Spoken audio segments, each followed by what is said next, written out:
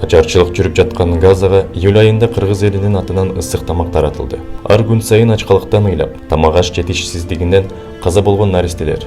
Бул мусулман бир туугандарыбыз жашаган Газа тилкеси.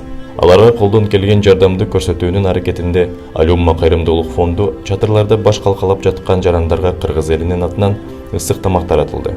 Алардын көздөрүндөгү кубанычты жана үмүттү сөз менен түшүндүрүп айтып берүү мүмкүн эмес. Кошулган ар бир тыйын адам өмүрүн сактап кала тургандай чоң мааниге ээ. Бул эгебейсиз сооптуу ишке кол сунган ар бир адамдан Аллах ыраазы болуп, жасаган кайрымдуулугун эки эселеп кайтарган болсун.